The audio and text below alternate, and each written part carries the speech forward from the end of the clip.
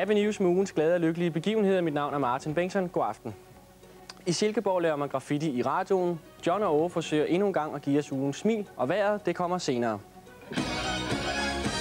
Hver onsdag mellem kl. 18 og 20, så koger lokalradioen i Silkeborg. Her indtager unge studiet og smider det nye program Graffiti ud i æteren.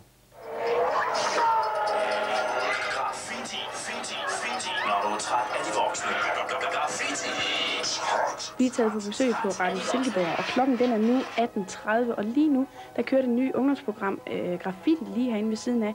Og vi går lige ind og ser, om vi skal lige høre, kan vi forstyrre dem derinde? Ja, selvfølgelig. Jeg smækker lige en 3 minutter lang plade på, og så er jeg velkommen derinde. Godt, så går vi ind til Birgitte og Helle.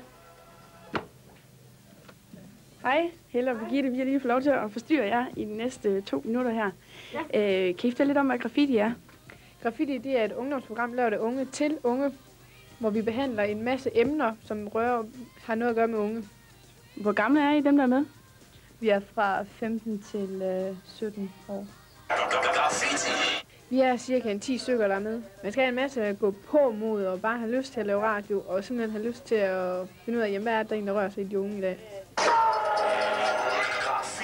Hvorfor skal vi have en ung radio?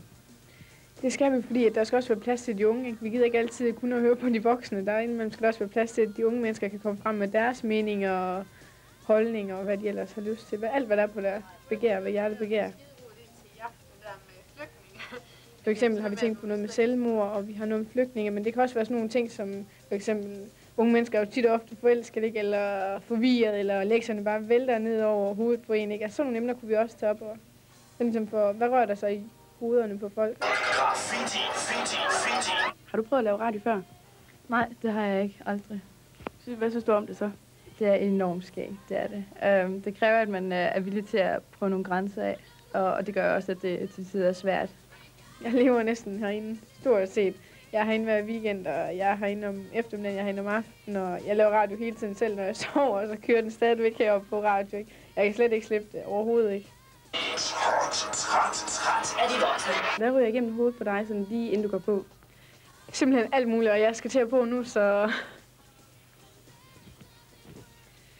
Vi skal til at videre her med snakken om flygtninge. Ja, og Birte og Troels har været ude på gaden og tale med folk her i Silkeborg og spurgt dem om deres mening flygtninge.